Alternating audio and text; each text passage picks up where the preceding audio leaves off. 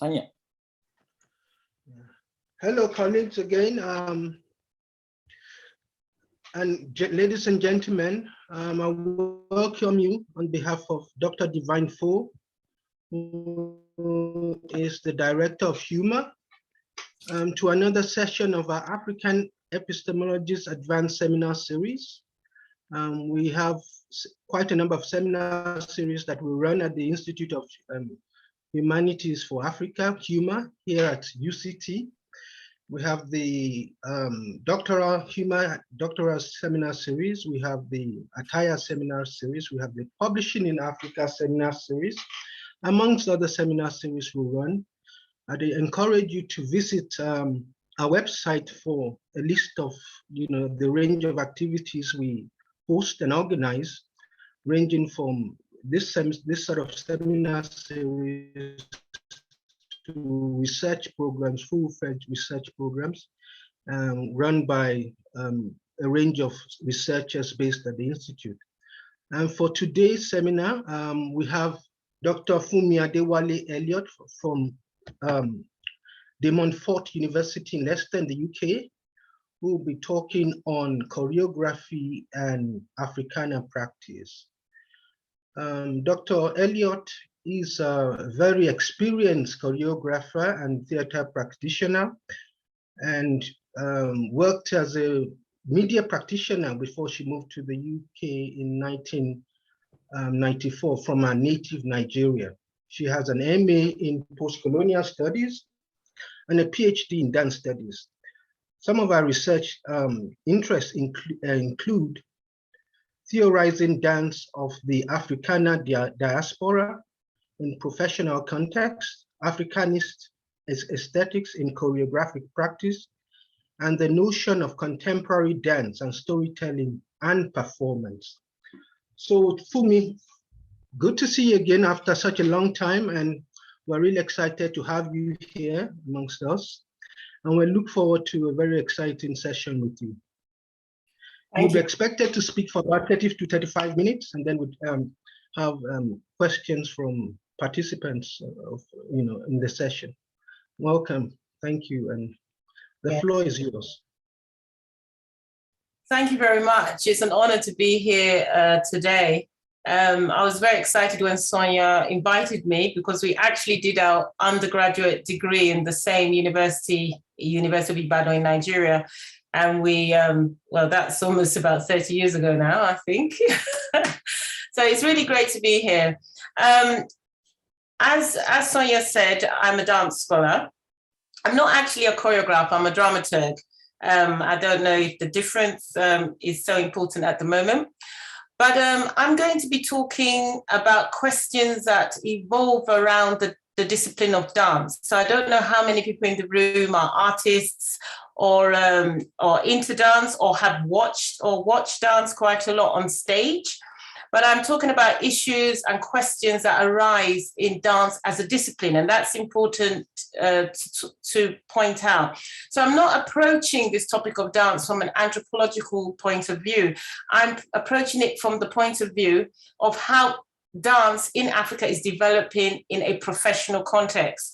And when I'm talking about profession, I'm not using the word professional as a way of assessing quality, because some people say, oh, it was very professionally done, to mean it was done very well. I'm not using the word professional to indicate quality. What I'm using the word professional to do is to talk about dance as a place where people earn income, a place where people go to university and train and become a professional, and where an industry is exerting certain standards. Now, for anything in the cultural industry, this brings up philosophical questions, because dance, like other art forms, be that literature, film, acting, drama, there's a politics of representation that will evolve around the practice of producing something which is called an art that ends, there's a politics of representation, because people see the art form as representing their identity. So my argument, and I'm making an argument in this presentation, my argument is that the discourse of dance as a profession, as a choreographic practice in Africa, it needs its own philosophical discourse. And therefore, I'm also saying it needs its own art history. And this is because within Africa, a lot of the debates around the production of dance usually go around these kind of questions. Is it African enough? Is it westernized? Is this, who's this dance for? Is it for a white audience? And these questions have come up specifically, and I would say in abundance, around the production of contemporary dance in Africa.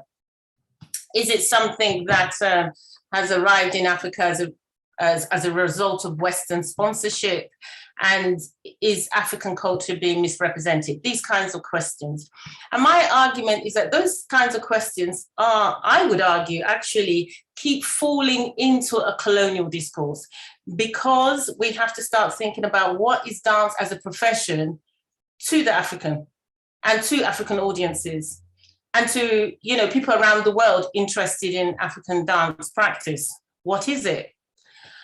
So I am really talking about that. So I'm talking about the direction I'm coming from. So I'm going to share my screen. I put together a PowerPoint that will keep me on track, because I tend to, you know, talk a bit. So I'm just going to share. Okay.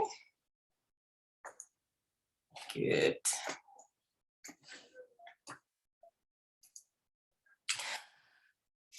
And so here, as I said, I was arguing the importance of a philosophical discourse for choreography produced in Africa. And generally, choreography, a simple definition, is the art of creating dances. Dances usually to watch rather than to participate in, usually. But anyone here that's interested in choreography would know that some people say choreography doesn't have to involve the human body at all. It could be moving of objects. So this is a very general definition, and I'm using it in this way. Dance being the art of creating dances, and in drama, the equivalent of a choreographer would be a director. In music, the equivalent of a choreographer would be a composer. And the debates, I'm saying the debates around the aesthetics of the form, not the themes. The theme is what the dance is about. Oh, this dance is about, you know, Kwame Nkrumah, or this dance is about Romeo and Juliet. So that's the theme or the subject. But I'm actually talking about the aesthetics. When we look at the form, are we seeing aesthetics which relates to specific ethnic groups and genres which are associated with African culture? Do we see dances from Europe, or movements or elements of movements that come from the Yoruba culture or the Zulu culture, or, you know, the Igbo culture? Do we recognize the movements themselves as belonging to the culture? And what are we trying to say with the use of movements?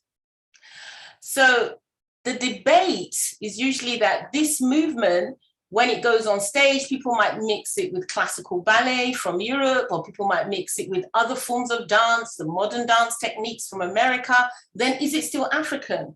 And then the whole art, the whole idea of putting dance on stage, is that an African idea? So a lot of the debates have been around this.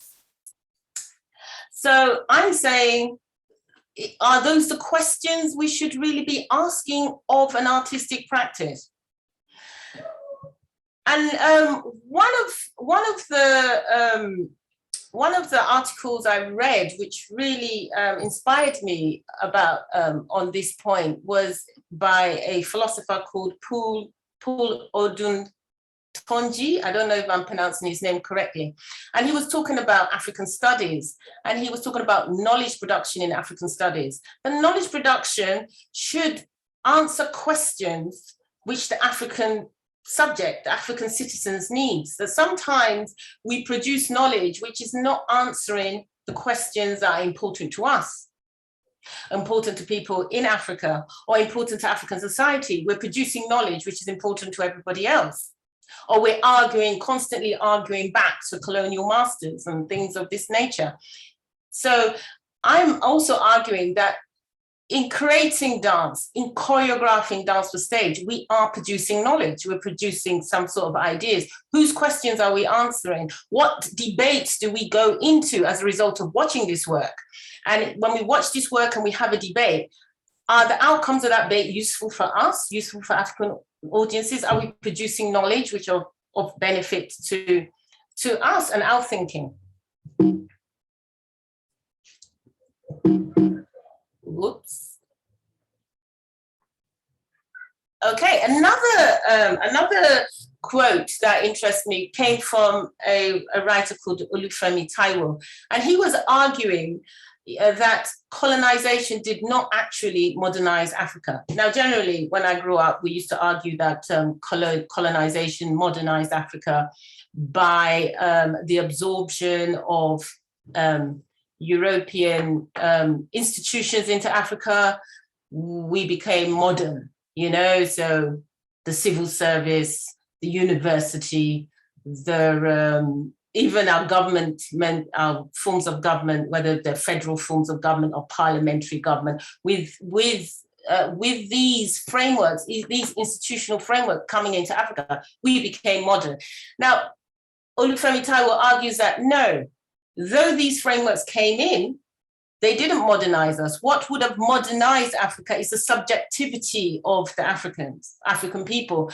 If colonizers created a situation in which African people could run these institutions from the perspective that these institutions need running, then there's modernization. Without that sense of subjectivity, without that understanding of how to operate in this new institutional framework, from his point of view, modernization hasn't happened.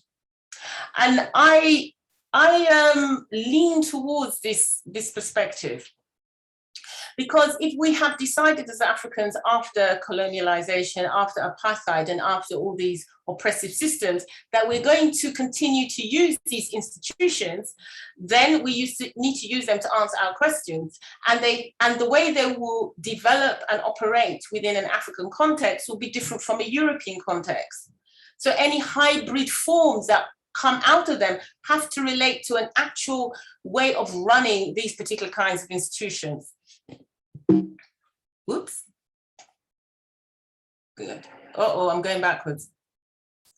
And so I'm arguing that the questions we should be asking when we engage with choreography is the questions around African modernities, institutional histories, African subjectivities, citizenships, governance and globalization and transnationalism. We shouldn't be saying, is this African or is this is this Western? Because that question, that actually does not, I don't think it really helps us. And I don't even think that is what a choreographer can do. Once you've decided, even if I go back to once you've decided to take an African traditional dance and put it on stage, it's no longer traditional in a sense. It's neo-traditional. It's not performing the function on stage as it would do in its original performance context. It changes function. And those two are two different practices. If I perform Bata dance in the Ogun Festival, I could the next week perform a version of that dance on the stage of the National Theatre in Lagos. I'm using an example from my country. It's two different practices. They're not doing the same thing. Most people that shift dances onto stage remove certain elements and reconfigure the dance for a visual purpose. So so the aim of the choreographer cannot be, even if they're trying, to do exactly what they do in its original performance context. It has a different aim and a different function, and a discourse around that aim and function, I say, needs to develop. In saying that it needs to develop, I'm not saying that people are not making these arguments now. People are making these arguments now, and they are talking about these questions. I'm saying the choreography is speaking to, but what I'm saying, it's not completely recognized. Yet, even though we have many thinkers in this arena, I keep going backwards. And so if anyone's into dance, they'll recognize the picture of the gentleman on the right. That is Greg Makoma. And there's a click in his surname, which I'm unable to do. But he's a South African choreographer, very well known. And so since I know I have a South African audience, I thought I'd put Greg's picture here. So I would also argue that choreographers engage in an embodied philosophy, because when you take aesthetics to stage, you change their spatial arrangement. And this change of spatial arrangement, this change, and this changing the sense of how you watch dance requires a philosophical thinking. Now, not all choreographers work with this awareness. And so I would say certain choreographers do. They work with this awareness. And not all choreographers that work with this awareness write about it. Some do. And I think Greg is quite articulate about what he does. He calls his choreography a reflection on society. And in trying to reflect on society, he's obviously not trying to mimic or replicate dances that have other purposes.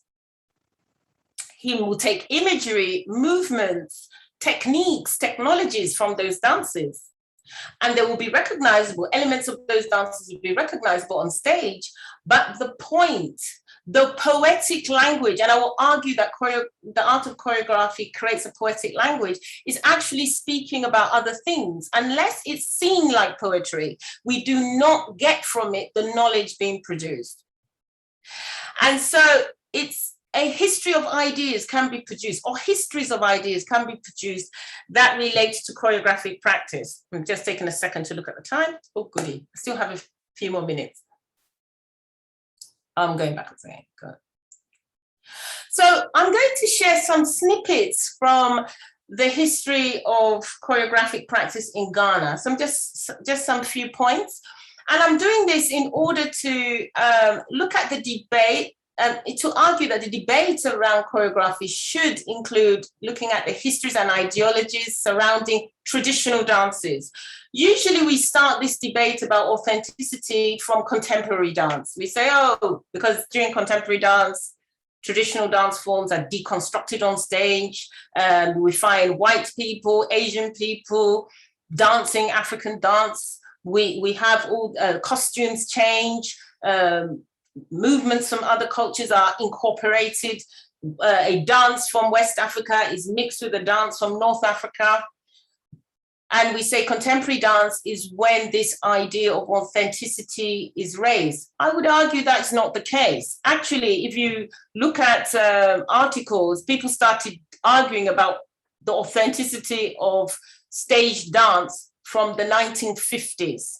And every generation of choreographer faces this question. And I feel that we are therefore stuck in our discourse, because since we knew Les Ballets Africains in 1948, when they started staging dances, since we knew it was not an authentic representation of traditional dance, then why are we still arguing this point?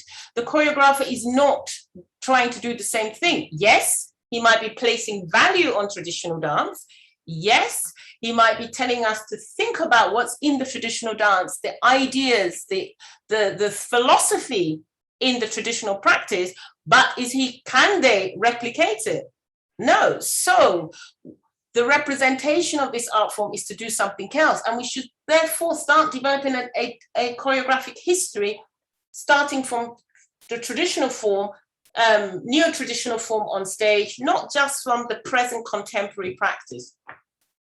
Also, when we look at Ghanaian history, we'll see that there's the development of institutions was so important in the production of choreography. And yet, in Africa, we lack institutional histories. What is the history of drama practice in certain countries of Africa? No single book on such a thing. So the thinking of people in the development of drama, for example, or television even, or film, not recorded. But if we want to develop those industries and make them strong and those institutions to actually operate, and for people to have a sense of citizenship, being able to participate in an institution, we need institutional histories. And we find that the ideas that drive choreographic practice are things like Pan-African negritudeism, Afrofuturism. It's these kind of ideologies that actually drive the practice, and traditional ideas are part of a dialogue in those things. There's a power in narrative, because narrative gives us the opportunity to focus on one or two issues and create a story around those issues. Without narratives of artistic development, of artist history, we are throwing away collective thinking and argument. We shouldn't be looking for everybody to agree, but because there's a power in people debating a topic until we begin to start seeing things differently. We develop new perspectives. And so in Ghana, when it started, the National Dance Company in Ghana was actually started by edict of Kwame Nkrumah, the first president.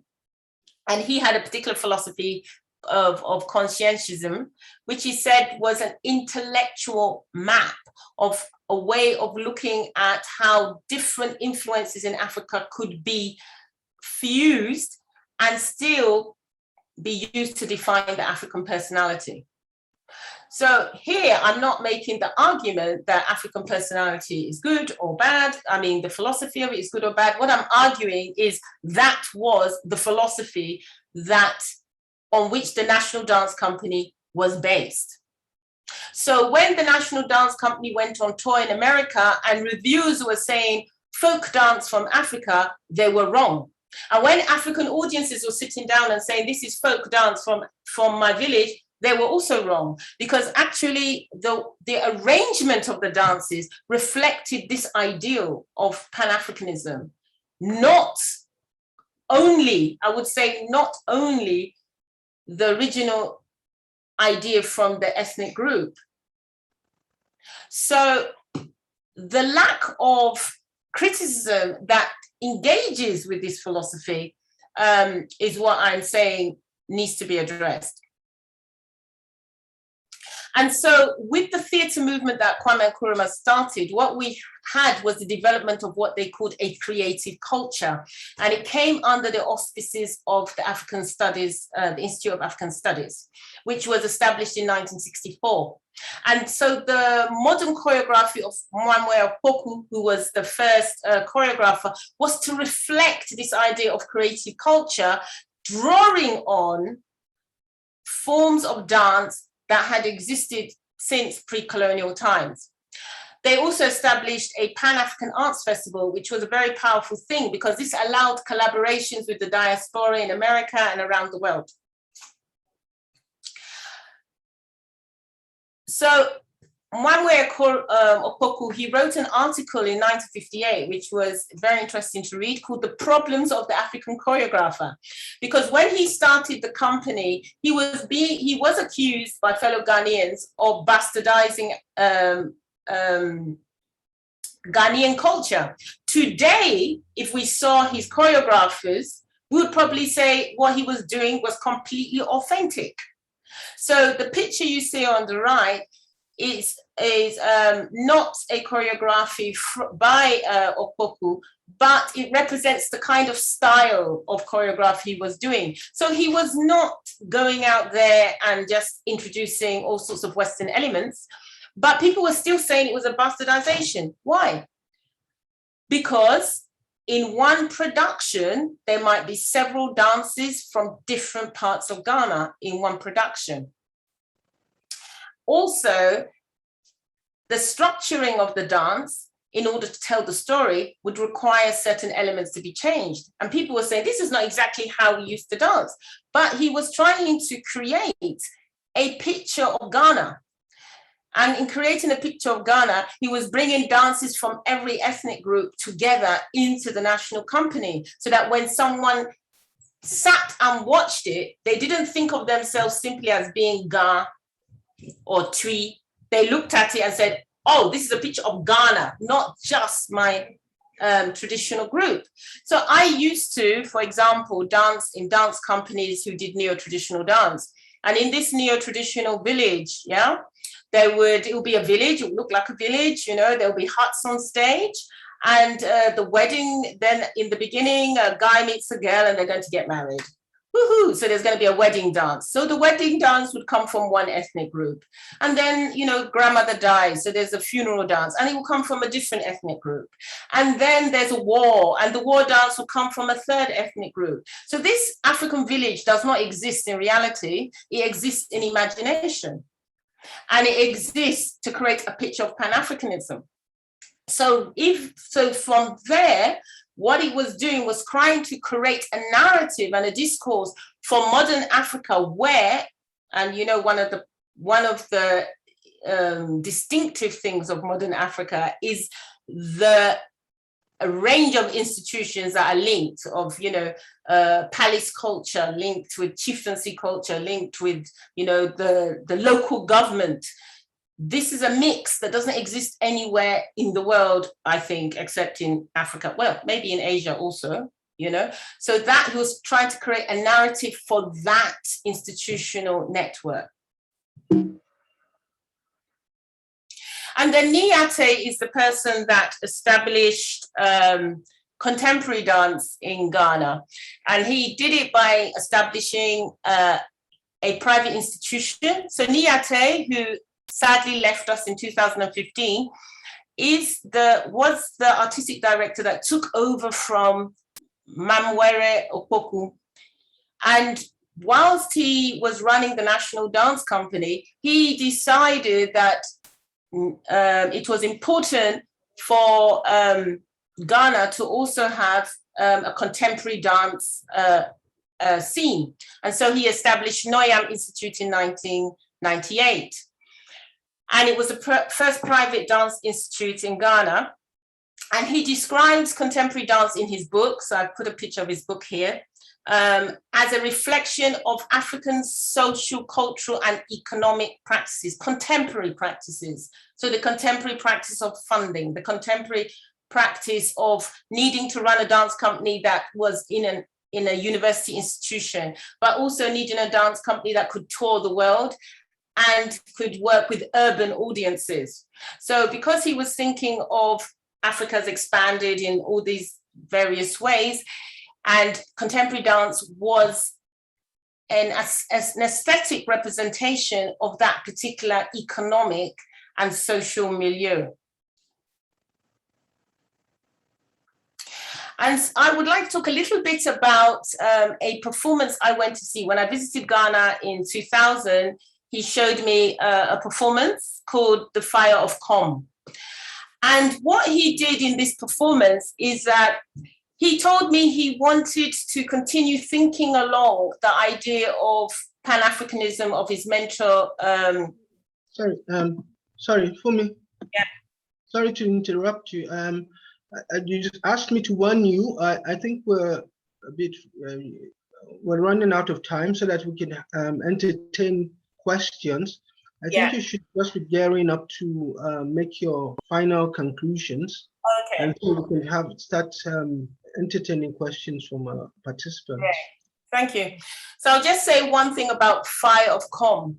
In this particular production, what Niate tried to do was to represent no traditional dance. So he didn't hone in on traditional dances. He tried to use what he called customary behavior, just day-to-day gesticulations. And he said these day-to-day gesticulations and ways of speaking with the body runs across all ethnic groups. And so he felt if he could create a dance on stage using what they call in Ghana customary behavior, he is making a poetic dance language which is Pan-Africanist. So in this particular piece, he was moving away from using actual traditional dances in full in order to make a statement. So I will leave, I will drop that there, and maybe the other things I wanted to say might come up in the question and answer. And I have a video to show, but maybe that will come up in the question and answer session as well.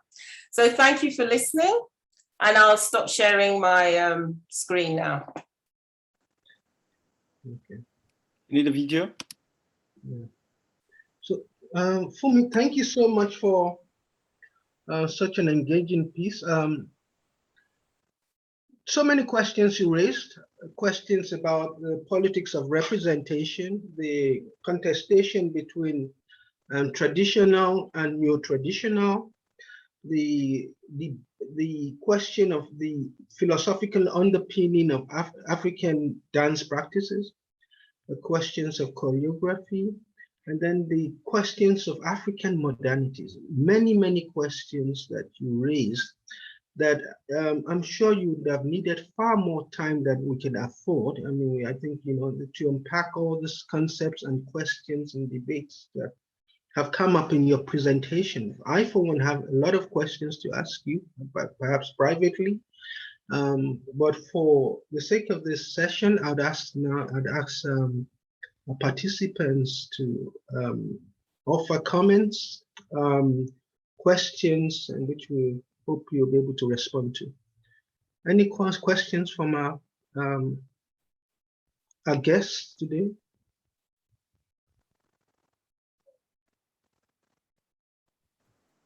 Please just indicate by either a show of hands or, you know, this. Yes, Abonga. Yes, please, Abonga. Thank you so much, Sanya, and thank you so much, Funmi, for the presentation. As Sanya said, we just ran out of time. I mean, it would be interesting to actually hear the rest of the presentation and actually learn more. It's not a comment, it's not a question, probably it's just a thought that I would put out there. I think I like the differentiation between taking the African performance, so to speak, and putting it on stage, and how you actually package that idea of not having it as the same thing now if you take it on stage. Does that mean then the idea of putting anything on stage is a Western element? Thank you very much. I'm saying no, it's not. Okay. What I am saying is that, you know, the context, I brought, like, where will I start from? I'll start from something Sonia said. I raised a lot of issues which I could not unpack. And the reason why I raised a lot of issues is I'm arguing for an intellectual discourse to focus on what the practice of choreography actually is. And I'm saying the practice of choreography raises all these issues, but we will not unpack them if we continue to focus on, is this Western? Is this not Western? And we make the whole dialogue about whether choreography or staging African performance is Westernized or not. If we focus on that, we miss the fact that the practice is actually speaking to and speaking about those issues that arise from the institutional framework that we have developed post-colonially. And we should start thinking about, what do these practices say about citizenship? What do they say about transnationalism? What do they say about globalization? What do they say about the African personality? What do they say about Afrofuturism? Do you understand? Those are the questions that these choreographies we should look at it in the context of those ideas, rather than the context of, oh, we've put it on stage. Have we Westernized it? Or is it African? Or is the stage Western or not? As long as, you know, I would put it to you that I doubt any African child born now will say that television is a Western thing. Yeah, of course. Yeah, so since I know that, you know, the concept of stage in my country, the ideal stage was called in around the 1960s, people used to use this thing, ere oritage. That is, there used to be a television program called ere oritage, which means play on a stage. So for my mother's generation in the 1960s, playing on a stage was a new concept. And the idea of therefore staging a dance was a new concept. Do you see what I mean? But this context has begun to evolve. And we should really have a history about the evolution of this context in Africa, and therefore, and start thinking about it philosophically about what are we doing with this space, with the social space of the stage. Do you understand? Because right now, instead of that, we just look at the form on the stage and start arguing about it. And we're not answering our question. We're not answering the questions we need. Because the stage creates a public sphere, and the public sphere is where we can start debating what it means to be a citizen in Africa today, not to be arguing whether this is Western or not. We've adopted it, we've absorbed it into African society, so the stage is African now, but we do not put periods into our history. It obviously was not part of African society in 1900, but it is in 2000. It is in 2020. So I hope I've answered some of your questions, Abonga. Yes, you have. I think then you even answered the one that I had. I think that was going to follow up about the power of narrative, then which means then we need to provide some sort of a narrative that's actually going to bring this idea forward. Yeah, I mean, narrative is so important because what's happening without these narratives, the young person growing up in Africa today says to himself, as soon as I step into this technological realm, I have stepped into Western society, and I need to look to them for answers on how to use this arena, because we have no narrative of our own of what we've used that arena to develop. Yeah, no, I fully understand you. Thank you so much for this. Thank you. I'd ask Teboho.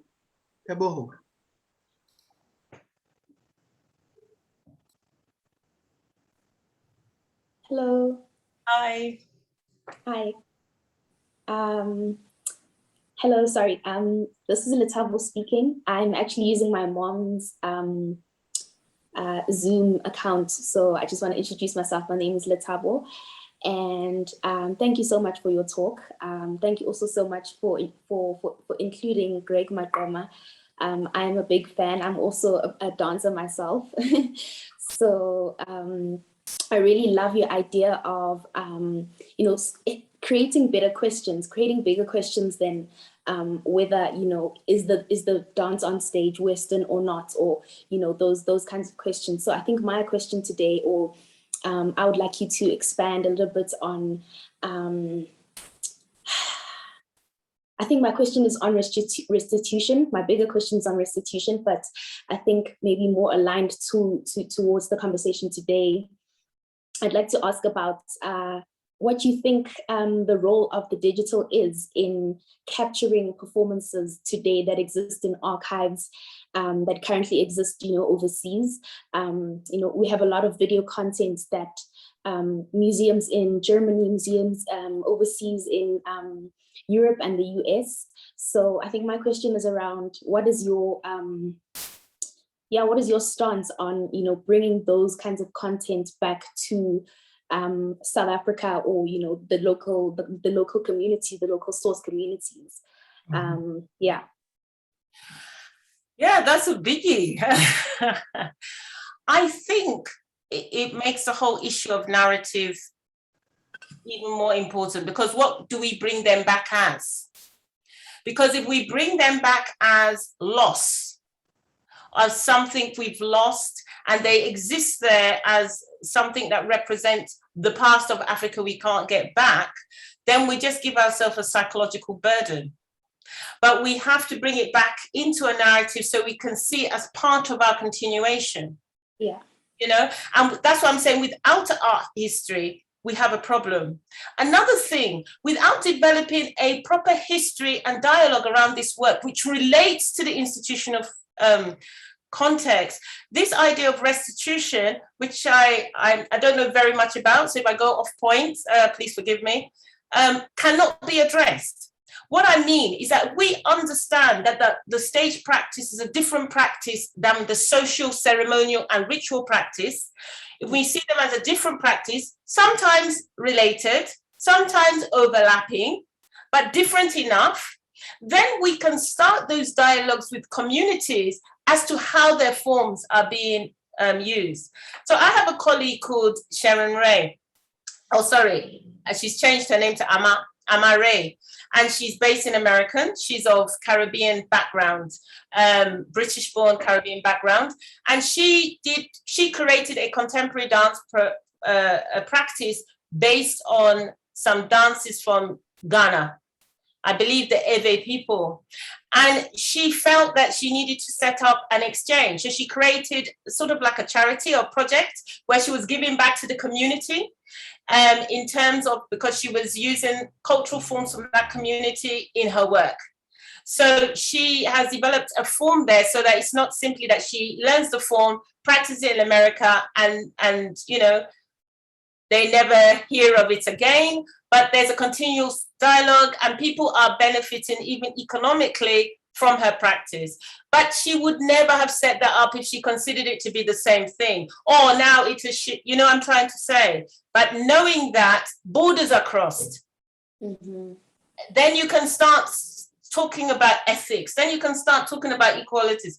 If you keep saying it is the same, and I'm telling you, it is not the same, you can't have these discussions around restitution. And this is why I'm saying, even if these modern practices change from what they were originally, they are still African, because I can tell you, no European is facing this kind of problem or these kind of questions. And I feel our questions also define us, not simply our tradition, but our contemporary questions define us. This is an African question. Yeah. I hope that was helpful. It was. Nabil, thank you so much. Yeah, Nabil, I was going to ask a question, but I'll let you go first, since but I have several questions actually. But Nabil, yeah. Thank you so much, Dr. Sanya. Thank you, Dr. Funmi, about your amazing talk. It's really amazing indeed. Yes, I have a question about. Actually, it's a comment about the.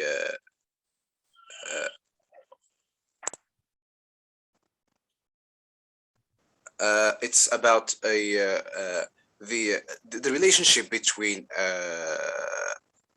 dancing as a practice and, for example, the stage or television or media as a device. So what we have to go beyond, as you said, beyond these ontological questions of media being a Western practice or a Western invention or African one, and to investigate, for example, the relationship between media and dancing. Because I will give an example. For example, in the North African context, belly dancers were exported from Morocco and many other countries to the United States to create a form of a spectacle to in the circus, and acrobats to entertain the American consumerist society in the 19th century and up until the first half of the 20th century.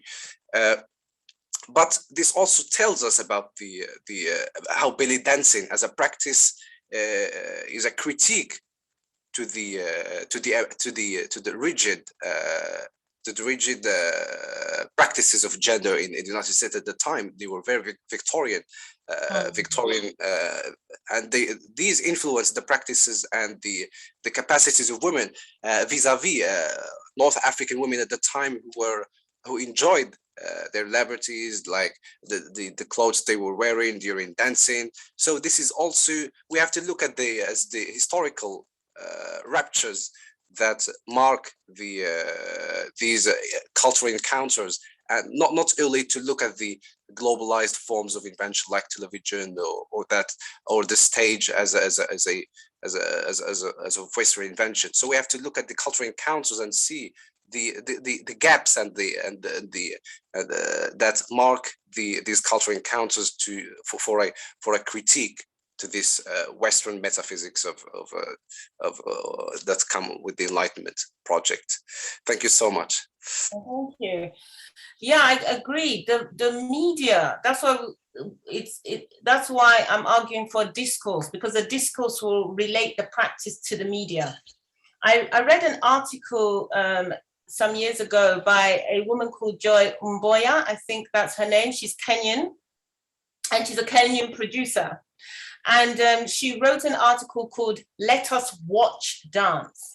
And the reason why that's an interesting topic is that she was saying a lot of the communities around the art center that she was running, they didn't watch dance, they participated in dance. So the idea of watching dance, which is what they were doing in her art center, putting dance on stage and watching it, was something that was alien to some of the audience members. But she made a point in the article, which I found very interesting. She was saying that younger generations of older generations of Kenyans, they compared one dance to another. So they saw one traditional dance and said, oh, that's similar to this other traditional dance. But younger generation, when they saw dance on stage, they compared it to computer games, to visual art, to other things that they were watching. So the practice of watching is actually a social practice. And over generations, what we watch changes. And that's why we need a cultural history of Africa, which is fluid, that talks about these changes. So you were talking about belly dance, which in Egypt, I think they call it rashaki.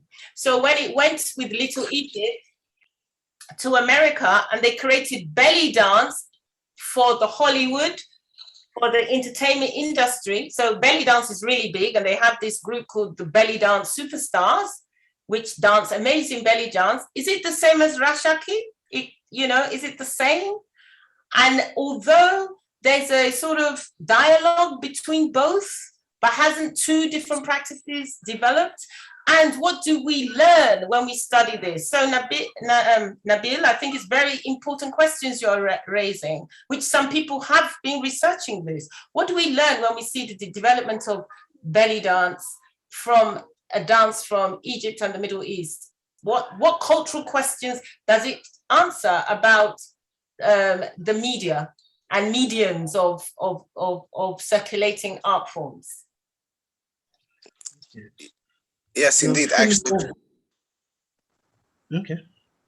Yeah, it goes beyond the question of visuality as a form of colonialism. As for example, Nicholas Mirzov talks about visuality and the right to look. And here we go beyond this dichotomy and see belly dancing as a practice that deconstructs these forms and gives agency to the African or North African or Middle Eastern women. If we compare it to the Victorian rigid restrictions that hamper for example, Western women at the time. So this is relevant. Thank you so much. Thank you, Nabil. Yeah, for me, I'll just try and respond to some of the major philosophical issues you raised in your presentation. The question of representation, right? How, and then the Kenyan author who you said, let us watch dance. Yes, that as Africans, that's how we did. We participated, we didn't watch it. It was inbuilt into our social system as cultural practices. There was no audience. You were both participant and audience at the same time. The dichotomy wasn't as sharp as what you have in the. So it's an innovation of modernity. But I wanted to also respond to certain things about how Africans also viewed dance that I would have loved you to touch upon and then perhaps elaborate on. In fact, quite a number of them. For instance, in the earlier days, pre-colonial times, early colonial time, if you said you came from somewhere, they would say, "What dance do you dance?" So by your dance, we know who you are. We know it's a marker of identity. oh, these people, they do the bata, oh, then they, this, and oh, the Zulus, they do this, so each ethnicity, each nationality, no matter how small, had dance as a form of, not only as a form of representation, but as a marker of identity. And so and when you said you were going to also touch on the question of Africana philosophy, the work of the American dancer and choreographer Martha Graham came to mind, because she revolutionized how Africana dance or African dances were perceived in the US in the early 20th century, in the sense that not only about movement, but also about rhythm and music. And her work was so confrontational in the sense that, because it was not in the sense of violence, but in the sense that they didn't really understand what she was doing. It was quite new. And there was a epistemological break that occurred when she started, those sort of practices. And you also, like I said, it goes back also to the question you raised about neo-traditionalism and traditionalism, which neo-traditionalism, it's an innovation in modern times. We had to, and I agree with you totally when you say we shouldn't be debating a question of, is this African or is not African? It's about what innovative practices have evolved and how they've defined us over time in contemporary times. So, I mean, thank you for raising this very important philosophical questions, which we need to debate. The question of representation, the question of African modernities. And I would have really loved you to perhaps respond a bit more to this sort of philosophical issues which you raised. I mean, the point you make about Martha Graham, who is considered, one of the pioneers of modern American or even Euro-American dance. This is why I am arguing so much for a discourse that engages with context, because none of our stories will make sense if we don't put them in a particular context. So when Martha Graham developed her modern dance, she was a choreographer. She developed her modern dance. She was a white woman. She took ideas from a lot of ideas from Asian dance. She took some ideas from African dance. Biracial. She wasn't she was biracial. She wasn't a white. She was biracial. I think you might be talking about Catherine Dunham. Catherine Dunham, sorry. Catherine Dunham. Sorry, Catherine Dunham. Yeah. I'm sorry. Yeah, Catherine Dunham. If you're talking about Catherine Dunham, yes, she was African-American, biracial. She did a lot of her field study in the Caribbean, but some in Nigeria as well. And she also went to Senegal, and she created the Dunham technique.